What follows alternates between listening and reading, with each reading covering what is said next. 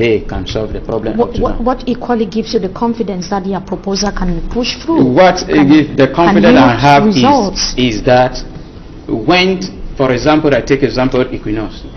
When you sit somewhere and you talk about, I listen to news about this Anglophone problem, they first of all ask you why, which station. When you mention some kind of station, they just say, but when you mention Equinox, people say the Anglophone themselves, they say, okay, they can listen to.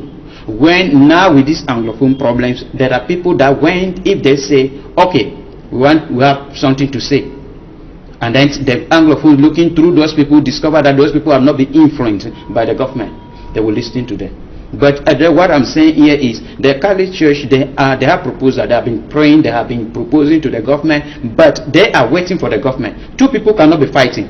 And then you want somebody amongst the two to come up with a solution. No, there must be somebody, neutral person. The government is the elderly person to the Anglophone people. And then the government as the elderly person cannot solve the problem up to this particular period. It means that they need somebody to standing in that is why the international community too is being urged to look into the crisis. On several occasions we have seen the United Nations reacting. We have equally seen some international dignitaries talking about the Anglophone crisis. The most recent action is that of Akerimone that has actually written to the United Nations Secretary General Antonio Guterres, calling on the UN scribe, calling on the UN scribe to look into the situation in the two Anglophone regions of the country. Do you think that it can yield some fruits? For me, we are more than 50 years old as we gain the independence of this nation. And then up to this particular period, we cannot handle our problems alone. The international body, even the Commonwealth Secretary General came to Cameroon, passing through Yaoundé.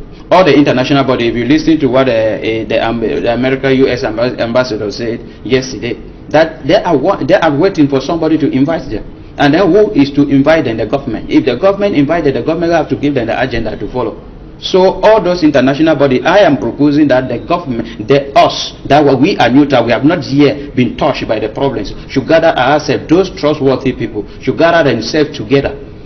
Those churches, without the actors involved, without the government involved, without the activists involved, call them together and say this is how it is, and then give them a time period.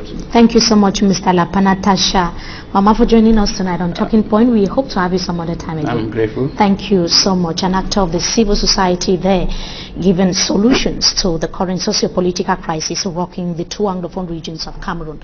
They're bringing us to the end of this edition of the Primetime Newscast on Equinox. Welcome to TFA Talking Point. Please subscribe to our channel. Thanks for your support.